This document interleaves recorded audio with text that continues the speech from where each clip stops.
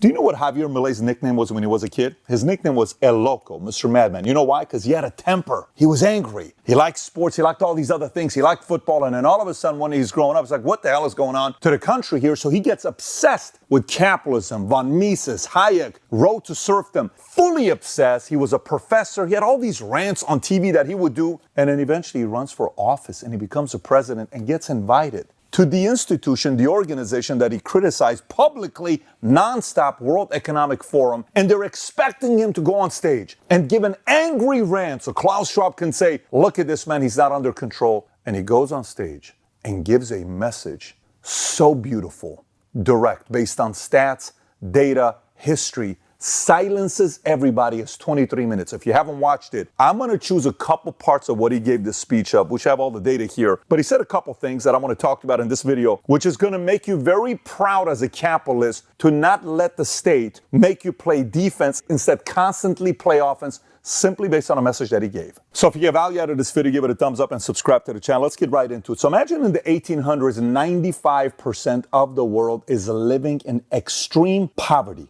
1800. Everybody's trying to figure out what the hell are we going to do to get 95% of the world to not be controlled by the powerful government leaders that are putting their thumb on, you better do this or else. And everybody's poor and afraid, right? Just trying to take care of their wife and kids. And then the Industrial Revolution starts.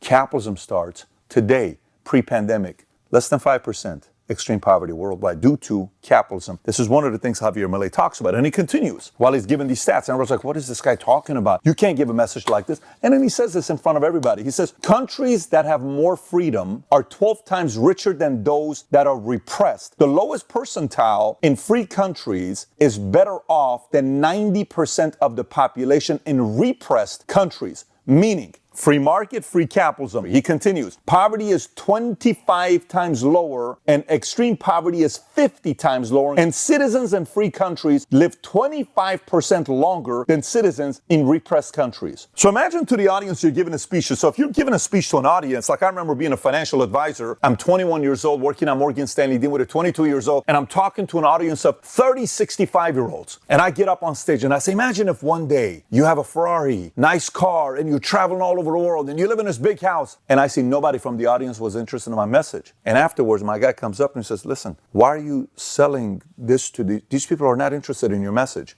And they looked at me funny. They're like, they want a nice, slow car in a very small house with least amount of cleaning to do. They want the least amount of stress. This guy gets up in front of the audience of World Economic Forum and tells them, you guys are all full of shit, is what he said. He says, you're trying to control. The world is better without you guys getting in their way. Let them be free. Don't bother free people. Stop trying to control people, because this is the solution to being free and being healthier and getting rid of poverty, not some of the nonsense ideas that you have. He says it to their faces in the calmest tone, not the typical tone you hear Javier Milei in. Then he continues, because everybody says, all these companies going out of business, it's capitalism's fault. He says, wrong. It's impossible for there to be market failures. What does he mean by this? The market is not a mere graph describing a curve of supply and demand. The market is a mechanism for social cooperation where you voluntarily exchange ownership rights. Therefore, based on this definition, talking about a market failure is an oxymoron. There are no market failures. If transactions are voluntary, the only context in which there can be market failure is if there is coercion, and the only one that is able to coerce generally is the state, which holds a monopoly on violence. There is only monopoly with the government getting involved and creating regulation for all others. He's trying to say there is no such thing as market failure, and socialists and those who work for the state who want to overregulate everything can't stand that message. They want all the blame to be on the capitalist. And then he continues to take shots at the states, and here's what he says. Today, states don't need to directly control the means of production to control every aspect of the lives of individuals. The states use tools such as printing money, debt, subsidies, controlling the interest rate, price controls, regulation to correct so-called market failures. Does that remind you of any country? Maybe the freest country in the world at one point, maybe the greatest country in the world. Does that remind you of what's going on in America? Isn't this kind of affecting some people right now? These are all the mechanisms the state uses to destroy the economy rather than getting out of the way. And last but not least, he gives a direct message to all the business people around the world, which I love. Here's what he says. Do not be intimidated by the political caste or by parasites who live off of the state. Don't be intimidated by the people that live off of the state because they make you feel guilty. Do not surrender to a political class that only wants to stay in power and retain its privileges. They get to live their life by pulling a card and saying, I'm a senator, I'm a congressman, I'm a president, I'm president's son. Wink, this is okay. Let me do this. If you do this, I'll do this for your father. I'll do this with my father.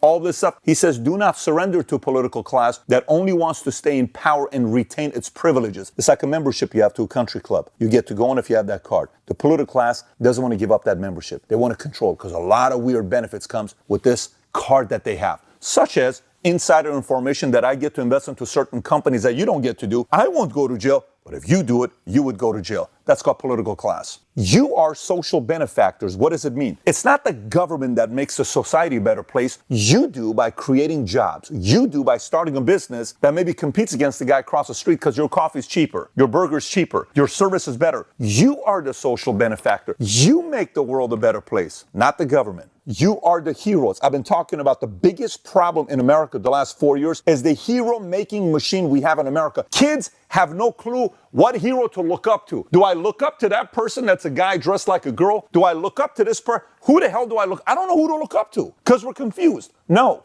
job creators. You work your ass off. You're a hero. This is not easy. It's very, very hard. You work day and night doing what you're doing. Capitalists, for some of you that are executives, working for a company, helping to grow. You're working on a Saturday, late at night. You're putting up a plan together. It's not easy. You are a hero to society. You make sure companies stay around to keep those jobs for people that are making $50,000 a year, $100,000 a year, $150,000 a year, and for the customers that are buying the product. You are the hero. Not enough people are recognizing you. He's saying it. Very aligned message with what Valuetainment stands for, because you make the world go around and we salute you. You are the creators of the most extraordinary period of prosperity we've ever seen. You. Let no one tell you that your ambition is immoral. Oh, you're too ambitious. Why do you do this? What else do you need? How much more money do you need? How many more cars? Why do you care? It's none of your business, buddy. Let me live my life and go to why are you making me feel guilty about it? Don't let anybody make you feel guilty about your vision. You pursue your vision that matters to you and your family. If you make money, it's because you offer a better product at a better price, thereby contributing to general well-being. Go make your money. Just make sure you're doing it legally, but go make your money. Do not surrender to the advance of the state. The state is not the solution. The state is the problem itself. You are the true protagonist of this story, and rest assured that as from today, Argentina is your staunch and unconditional ally. You know why I love